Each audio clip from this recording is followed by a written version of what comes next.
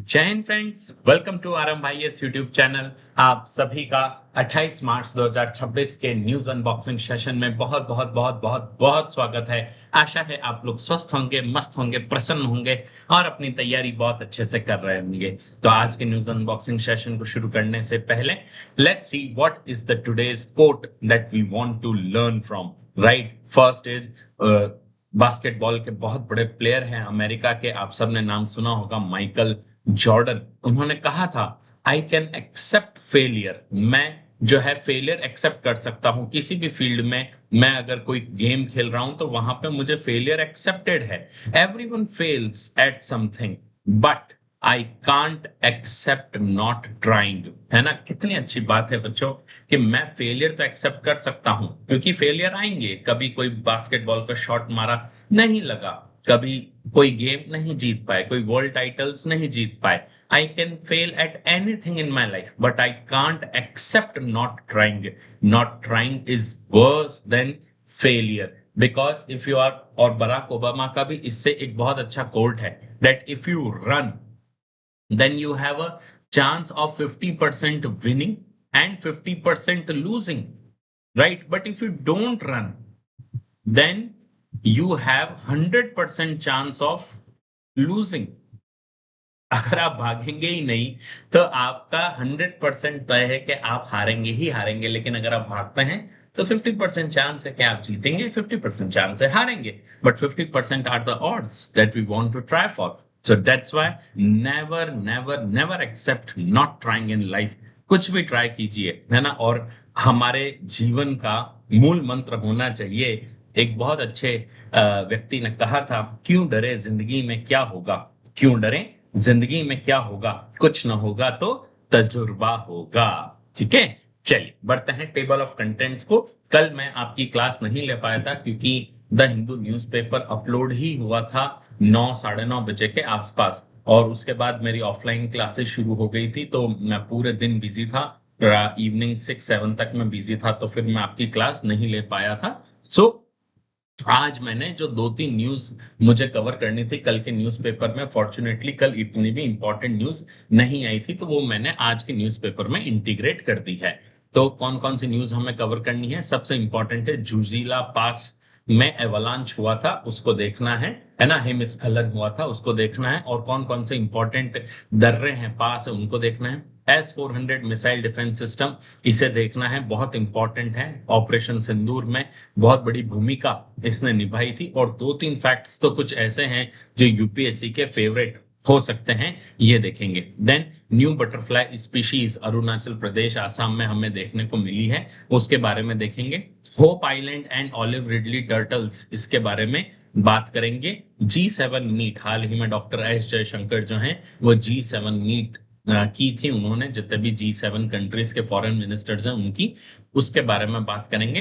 And north south divide editorial है, शशि थरूर जो हैं केरला के एमपी, उन्होंने ये एडिटोरियल लिखा है। तो ये एडिटोरियल अपने आप में बहुत इंपॉर्टेंट है, और कुछ टर्म्स जो हैं वो यहाँ पे इतने इंपॉर्टेंट हैं कि वो आपके प्री और मेंस दोनों में बहुत इंपॉर्टेंट भूमिका रखते हैं। राइट, तो चलिए एक एक करके सारी न्यूज डिस्कवर करते हैं, अनबॉक्स करते हैं। देखिए बच्चों,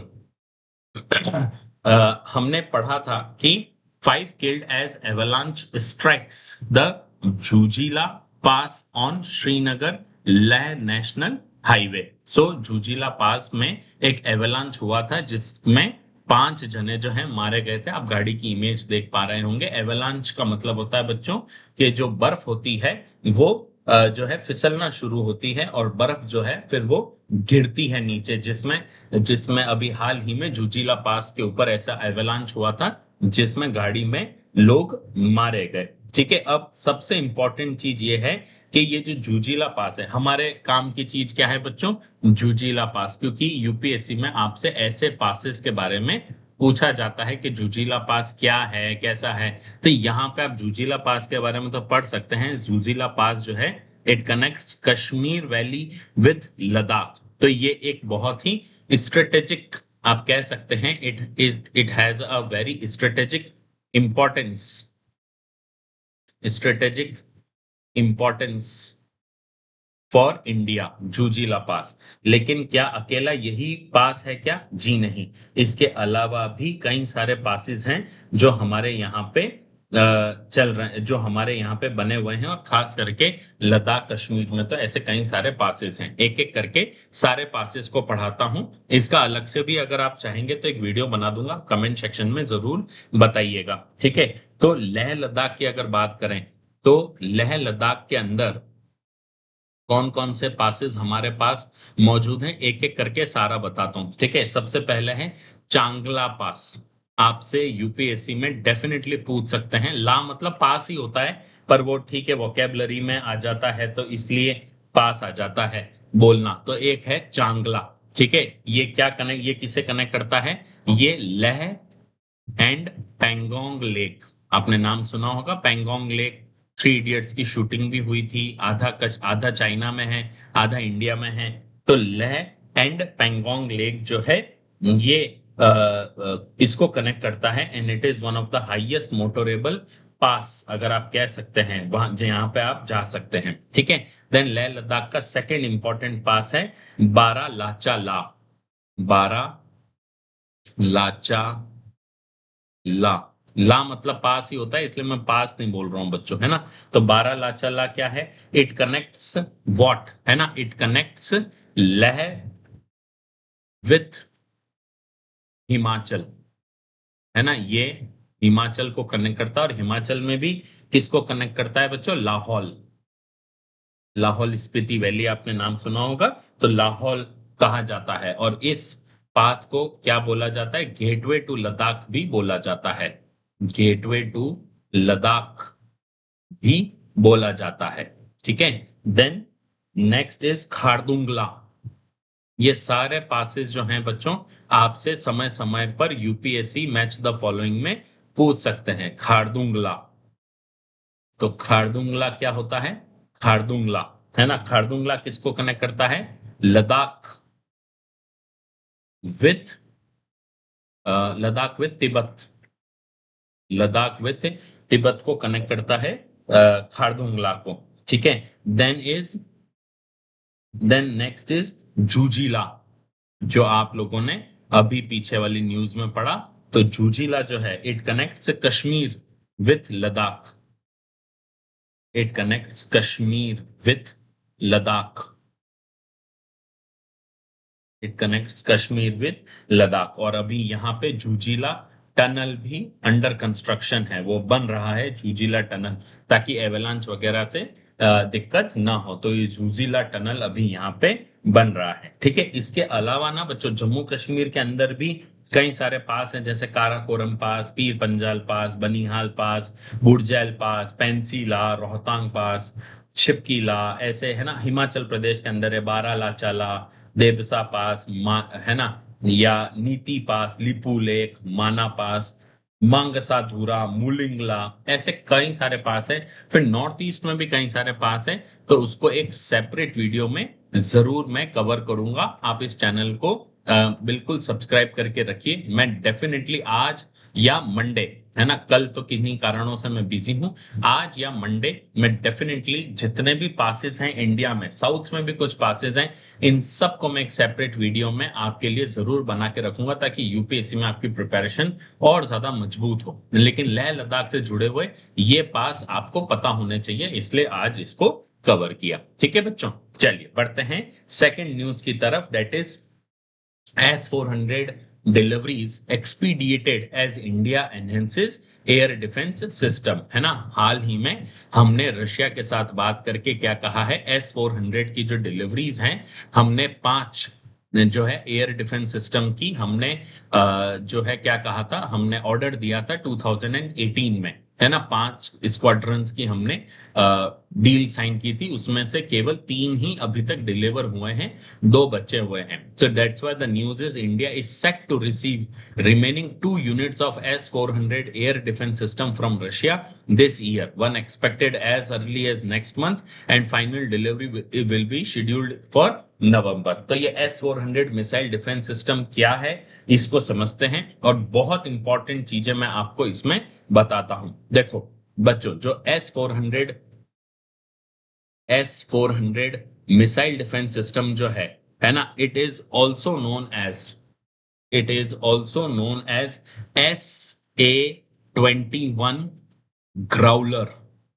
ये चीज ध्यान रखना, क्योंकि आपसे यूपीएससी ना S-400 के बारे में नहीं पूछेगा, क्योंकि S-400 के बारे में लगभग सभी ने पढ़ाई कर रखी होगी। सब रेडी होके बैठे होंगे कि नहीं नहीं, S-400 आएगा तो बात कर लेंगे कि इसे सुदर्शन चक्र कहते हैं और हमने ऑपरेशन सिंदूर में इसका यूज ऐसे ऐसे किया था। सब S-400 पढ़ के बैठेंगे, लेकिन कोई ये नहीं जानेगा कि SA-21 ग्राउलर क्या है। तो यहाँ क्योंकि दूर दूर तक 400 नहीं है, एस नहीं है, फिर ग्राउलर और जोड़ दिया, तो हमें क्या लगेगा कि यार ये जो है ये कौन सा डिफेंस सिस्टम है। तो S-8 ग्राउलर और S-400 सेम है, ठीक है। और ये नाम किसने दिया है? नेम गिवन बाय नाटो, है ना। ये S-400 का जो ये नेम है, SA-21 ग्राउलर, ये किसने दिया है? ये नाटो ने नेम दिया है, ठीक है। ये बात ठीक है कि S-400 जो है ये रशिया का है ना। It is of Russian origin, it is of Russian origin and world's best. आप कह सकते हैं, मैं क्यों कह रहा हूं वर्ल्ड्स बेस्ट, मैं आपको बताऊंगा, है ना। World's best surface to air, surface to air missile defence system, missile defence system, surface to air missile defence system, world's best, है ना। इंडिया में जब ये इंडिया में आया था तो इन इंडिया इट इज, आप कह सकते हैं in India it is also known as, it is also known as Sudarshan Chakra. हमारे माइथोलॉजिकली उसके हिसाब से it is also known as Sudarshan Chakra, it is also known as Sudarshan Chakra missile defence system, ठीक है। इस चीज का ध्यान रखना। दूसरी सबसे बड़ी बात है कि जो मैंने आपको बताया कि ये इसका सबसे बड़ा इंपॉर्टेंस क्या है, इसको अगर मैं आपको बताऊं, ठीक है, तो आपको हैरानी होगी कि अगर मैं इसकी इंपॉर्टेंस की बात करूं कि इंडिया ने इसे क्यों लिया या ऐसे क्या कारण बन गए थे कि इंडिया को इसमें लेना पड़ा। तो सबसे इंपॉर्टेंट बात है कि it can detect threat. India ने इसका ऑर्डर क्यों प्लेस किया था? It can detect threat, it can detect threat up to 600 kilometre. सबसे इंपॉर्टेंट चीज है 600 किलोमीटर, क्योंकि यूपीएससी आपसे इन चीजों को जो किलोमीटर्स को प्लस माइनस करके पूछ सकता है। तो it can detect threat up to 600 kilometre. UPSC आपको 1000 किलोमीटर दे देगा तो फिर आप लोग को लगेगा कि हाँ यार सही है कि गलत है। तो it can detect threat up to 600 kilometre and it is world's only, ये पहले प्लेस पे है जहां पे जो है आपको जो थ्रेट है ना। तो तो जो दूसरे जो S-400 के पैरेलल जो डिफेंस सिस्टम्स है, मैं लिखाऊंगा अभी आपको कौन कौन से हैं, उसका कोई भी S-400 के मुकाबले का नहीं है। ओनली S-400 ऐसा है जो 600 किलोमीटर तक क्या कर सकता है? डिटेक्ट कर सकता है थ्रेट को, ठीक है। देन इंडिया ने इसे क्यों लिया, और अभी ऑपरेशन सिंदूर में इंडिया ने देख भी लिया that it can track, it can track and as well as engage aerial threat, aerial threat, इसको ऐसे नहीं लिखते हैं, it can track and engage at a time, है ना। It can track and engage 80 aerial threat, 80 aerial threat at a time, 80। Just think about it, 80 aerial track जो targets हैं, 80 aerial threats जो हैं, उसको एट अ टाइम ये counter कर सकता है 80। और इसीलिए जब आपने अगर हमारे प्राइम मिनिस्टर नरेंद्र मोदी का भाषण सुना होगा पार्लियामेंट में, तो उन्होंने कहा था कि कई मतलब समुद्र आया था वहां से ड्रोन्स का, और जो हमारा सुदर्शन चक्र है वो उसने बहुत बड़ा काम किया था इन सारे थ्रेट्स को न्यूट्रलाइज करने में, ठीक है। सो ये सबसे बड़ी बात है कि हाँ यार कि हमने ये डिफेंस सिस्टम लेकर कोई गलती नहीं की। ठीक है, इसके अलावा आपको एक चीज और बता दूं कि इसकी जो मिसाइल सिस्टम है ना, तो the missiles launch at an speed of 17,000, कितना, 17,000 kilometre per hour. 17,000 kilometre per hour की स्पीड से मिसाइल जो है वो क्या होती है, दागी जाती है, which is equivalent to Mach Mach 14, which is equivalent to Mach 14 speed. So that is very very very, ये हमारे लिए बहुत सोफिस्टिकेटेड डिफेंस सिस्टम होता है और बहुत नेसेसरी मिसाइल डिफेंस सिस्टम होता है। अब दुनिया में इसका अगर कंपैरिजन करें तो दुनिया में इसके कंटेम्प्ररी डिफेंस सिस्टम कौन से हैं, अगर हम बात करें तो कंटेम्प्ररी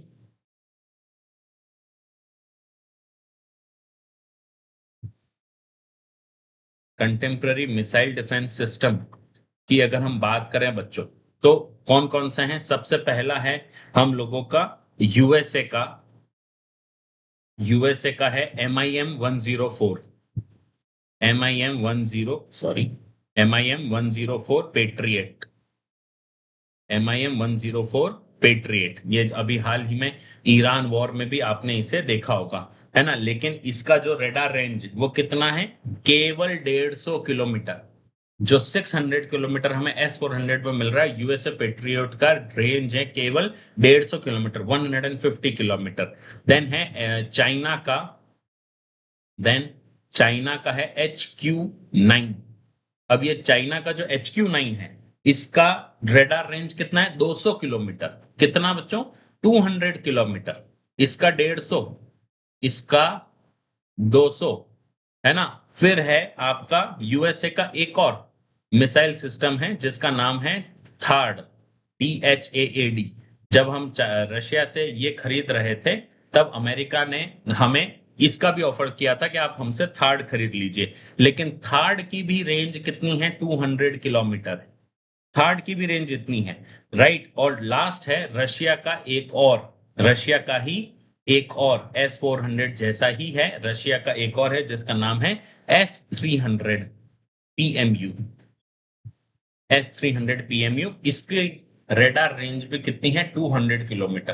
तो दुनिया में अकेला ऐसा ही S-400 है जिसकी threat detection range up to 600 kilometre है, बाकी और किसी की भी नहीं है। और हमने ये बेस्ट डिसीजन लिया था 2018 में कि हमें जो है रशिया का मिसाइल डिफेंस सिस्टम ये खरीदना ही खरीदना है। ठीक है, so that's all for S-400 missile defence system. चलिए बढ़ते हैं नेक्स्ट न्यूज की तरफ। हाल ही में जो एक बटरफ्लाई मिली है हमें अरुणाचल प्रदेश में, तो उस अरुणाचल प्रदेश का जो लेपारदा जिला है उसमें एक बटरफ्लाई मिली है। तो उस बटरफ्लाई को हमारे नॉर्थ ईस्ट के आसाम के जो म्यूजिकल आइकन थे जिनका नाम था जुबिन गर्ग, उनकी डेथ हो गई थी बच्चों, है ना, सितंबर 19 2025 में। तो उनके नाम पे उस नई बटरफ्लाई का नाम रखा गया है। ध्यान रखना उस बटरफ्लाई का नाम क्या है, यूथेलिया जुबीन गर्गी। ठीक है, तो यूथेलिया जुबीन गर्गी जो है ये आपको पता होना चाहिए कि अगर आपसे एनवायरमेंट रिलेटेड क्वेश्चन पूछें तो Euthalia Zubeen Gargi is none another than a butterfly species. ये आपको पता होना चाहिए कि यूथेलिया जुबिन गर्गी क्या है, बटरफ्लाई स्पीशीज है, बटरफ्लाई स्पीशी है। ठीक है, आपसे पूछ सकते हैं कि recently Euthalia Zubeen Gargi was found and it was given a name as after the death of a Assam iconic singer Zubeen Garg. तो ये क्या है, what is this species, bird है, बटरफ्लाई है, टॉर्टोइज है, क्या है। तो आपसे पूछ सकते हैं, तो आपको पता होना चाहिए कि it is a butterfly species. ठीक है बच्चों, किसी भी तरह का कंफ्यूजन नहीं होना चाहिए। देन फोर्थ न्यूज पे आते हैं, बहुत ही इंपॉर्टेंट न्यूज है बच्चों।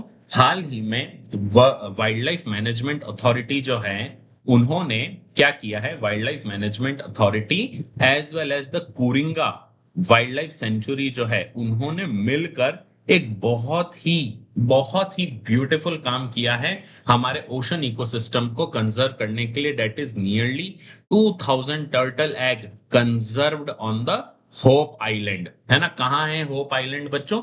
ये है Hope Island. This is called as the Hope Island. अब ये होप आइलैंड कहाँ है बच्चों? नॉर्दर्न आंध्र प्रदेश में मौजूद है। आप यहाँ देख पा रहे हैं, this is the Hope island, जो काकीनाडा, ये काकीनाडा है बच्चों।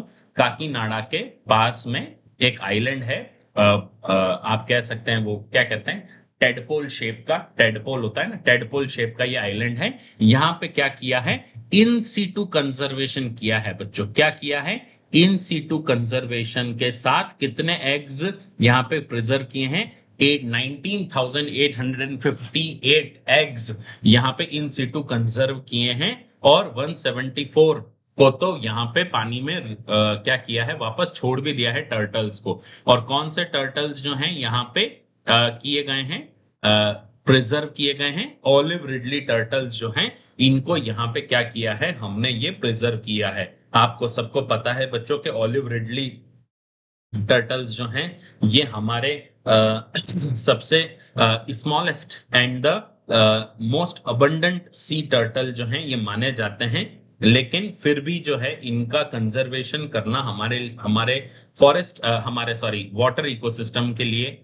बहुत ज्यादा जरूरी होता है। ठीक है, इनकी जो यूनिक मास नेस्टिंग साइट होती है, वो बहुत ज्यादा थ्रेट में है ड्यू टू ग्लोबल वार्मिंग, है ना। इनके मास नेस्टिंग साइट को क्या बोला जाता है बच्चों? मास नेस्टिंग साइट। मास नेस्टिंग साइट को क्या बोला जाता है? ये आपको पता होना चाहिए प्रीलिम्स के पर्सपेक्टिव से। उसे बोला जाता है अरीबाड़ा। अरीबाड़ा, है ना। तो अरीवाड़ा बोला जाता है। तो अब जहां पे thousands of females come together on the beach, वहां पे फिर वो अंडे देती है, और फिर वो अंडे देकर चली जाती है। तो इंडिया में भी अगर देखें, तो उड़ीसा का जो गरीमाथा मरीन सेंचुरी है, वो वर्ल्ड लार्जेस्ट ब्रीडिंग साइट है ऑलिव रिडली टर्टल्स का, है ना। Olive ridley turtles, they are omnivorous, है ना। ये प्लांट्स और एनिमल्स दोनों खाते हैं, और ओपन ओशन जो है प्रेफर करते हैं। आईयूसीएन की बात करें तो ये वनरेबल होते हैं। ऑलिव रिडली टर्टल्स जो हैं, ये क्या होते हैं? ये वनरेबल कैटेगरी के कैटेगराइज किए गए हैं।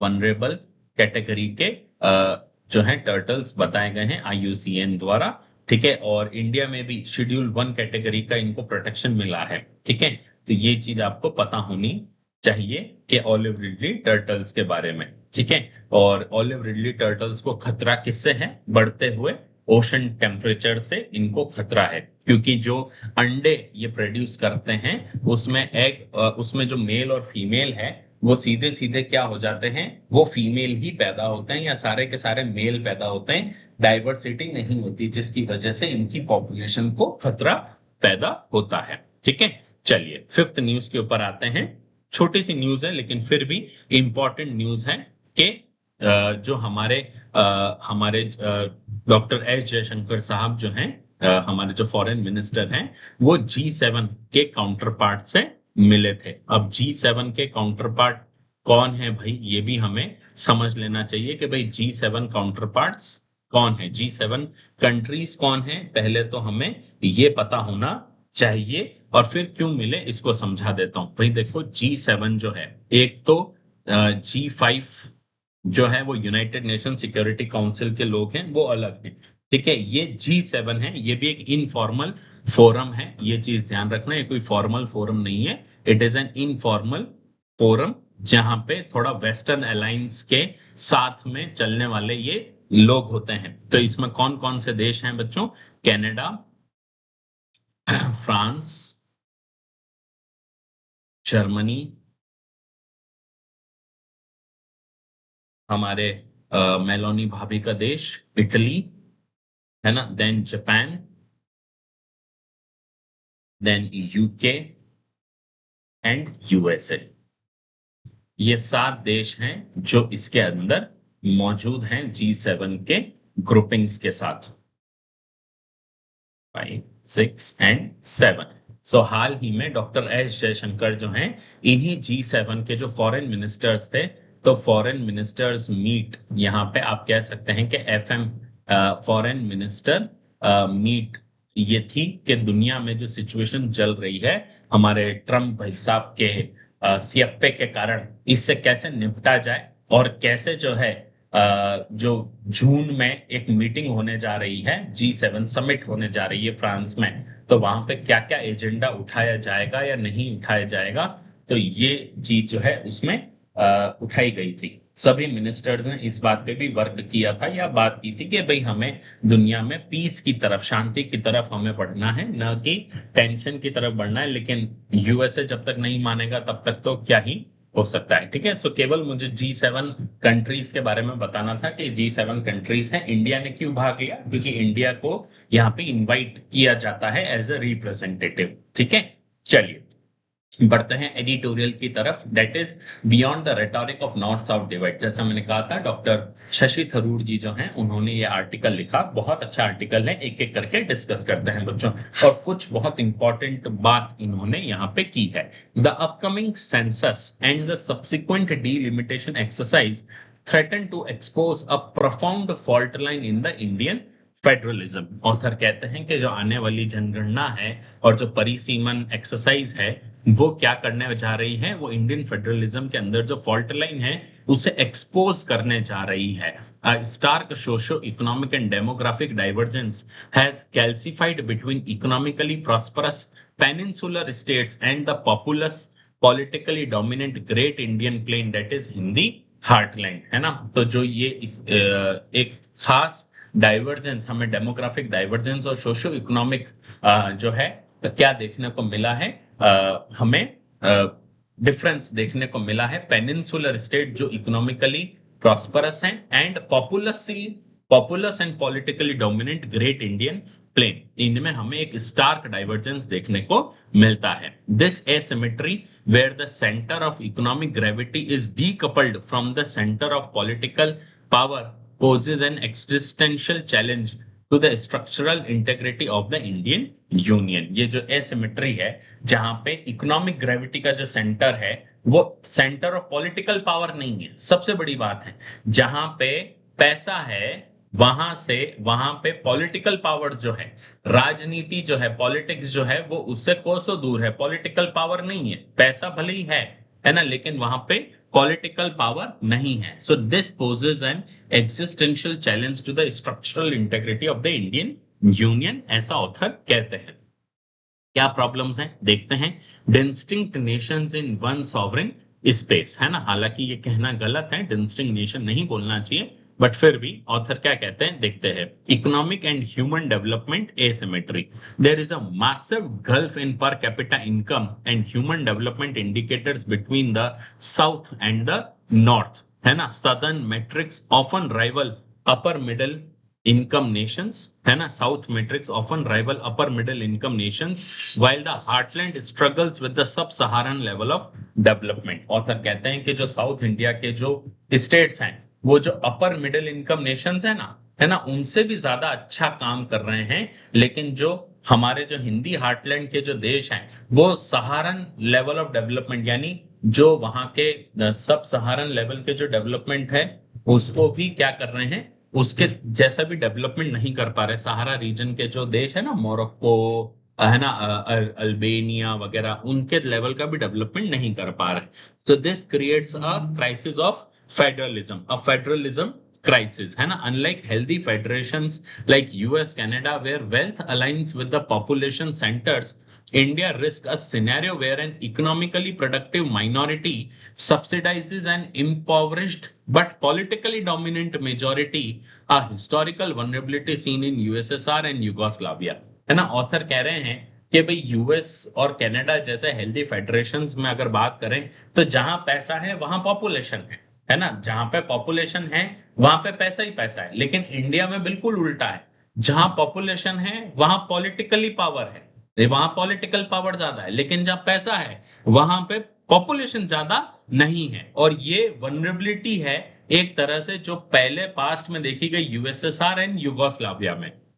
Then comes the delimitation threat a purely population based redistribution of parliamentary seats will drastically reduce the South's political voice। और ये बात बिल्कुल सही है कि केवल पॉपुलेशन के आधार पर पार्लियामेंट्री सीट्स का रीडिस्ट्रीब्यूशन जो है वो साउथ की पॉलिटिकल वॉइस को पूरी तरह से खराब करता हुआ दिखता है, क्योंकि नॉर्थ में पॉपुलेशन ज्यादा है तो लोकसभा में नॉर्थ की सीटें जो होगी वो ज्यादा होगी, और नॉर्थ की सीटें ज्यादा होगी तो नेचुरल सी बात है साउथ में पॉपुलेशन कम है, साउथ की सीटें कम होगी तो साउथ की पॉलिटिकल वॉइस ऑटोमेटिकली ही कम हो गई, है ना। सो ऑथर कहते हैं this risk alienating the south, framing it as an extractive colony for the Hindi speaking cow belt, है ना। ये बोलना वैसे गलत है बट फिर भी ऑथर ये चीज कहते हैं कि हिंदी स्पीकिंग काउ बेल्ट जो है उसके लिए साउथ एक एक्सट्रैक्टिव कॉलोनी की तरह हो गई। Then what is the proposed solution, the implementation of degressive proportionality, है ना। इंपॉर्टेंट टर्म है, आपसे ये पूछा जा सकता है, इसलिए ये एडिटोरियल हम कवर भी कर रहे हैं। The implementation of degressive proportionality during delimitation. क्या है डाइग्रेसिव प्रोपोर्शनलिटी, यानी this balances the population size with the state equality by giving larger states more overall seats but fewer per person, protecting the national unity। यानी population size को state equality with state equality by giving larger states more overall seats but fewer per person, protecting the national unity. तो degressive proportionality का formula propose करते हैं author, ठीक है ना। क्या साउथ में भी कोई क्राइसिस है? जी हाँ, है ना। ऑथर कहते हैं भाई there is a problem of middle income trap in the southern states, है ना। Southern states must not reduce this issue merely to the center state grievances. The region itself is caught in a socio-economic middle income trap characterized by highly extractive and unequal economies, right? और author कहते हैं there is a stark wealth inequality, despite a growth explosion the wealth gap is staggering. For example Tamil Nadu's per capita income is triple that of Bihar, yet its daily agricultural wage is disproportionately low, indicating allied capture of wealth। और सबसे बड़ी बात है कि तमिलनाडु का पर capita income जो है वो बिहार से 3 गुना है, लेकिन जो एग्रीकल्चरल वेज तमिलनाडु में मिल रहा है वो डिस्प्रोपोर्शनेटली लो है बिहार में जो मिल रहा है। इसका मतलब है कि there is an allied capture of wealth. Then social fragmentation की बात करें तो deep rooted social evils like patriarchy, misogyny and casteism persist across the board from rural Tamil Nadu, that is Dharmapuri, to the gated communities of Hyderabad, Bengaluru, Chennai। यहाँ पे भी social fragmented मौजूद है और deep rooted social evils मौजूद हैं। Then there is a problem of internal migration challenges. Demographic equalization via massive migration from the north is creating a class of internal outsiders who do not add to South's political capital as their voting base remain in the north। तो कई सारे जो internal migration हो रहे हैं north से जो south आ रहे हैं वो एक साउथ को सोशल कैपिटल बनने ही नहीं दे रहे, क्योंकि उनका वोटिंग बेस कहाँ है? नॉर्थ में ही मौजूद है। ऑथर अपने आखिरी आर्ग्यूमेंट में कहते हैं what is the need for the hour, the need for the sober dialogue. सबसे पहली चीज ऑथर कहते हैं शिफ्ट टू इंटरनल इंक्लूसिविटी, है ना। True progress must be measured by the grass root indicators. बहुत अच्छा लाइन है बच्चों कि जो ट्रू प्रोग्रेस है must be measured by the grass root indicators, that is daily wages of agricultural labours, literacy rate of the poorest districts, rather than the concentration of corporate wealth or the unicorns in the capital cities। Kerala remains a positive exception here। Kerala इस चीज में सही में God's own country जैसा ही वो काम कर रहा है, अपनी नेचर को भी प्रिजर्व किया हुआ है, अपनी आयुर्वेदिक कैपिटल को भी प्रिजर्व किया हुआ है। सो ऑथर कहते हैं second way forward is the new social contract is the need of the hour। The solution is not just a political grand bargain between New Delhi and the state capital। The southern state must aggressively dismantle extractive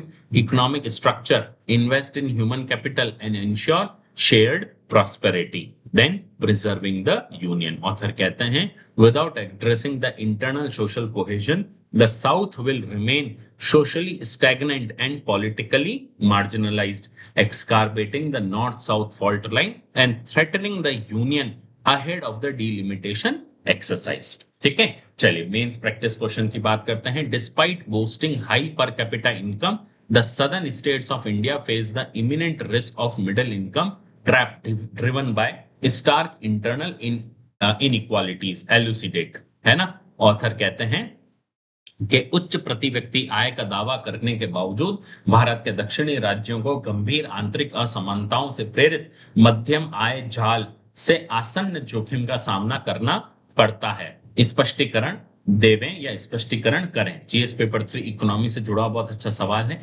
150 words में लिखना है. 10 marks का question है.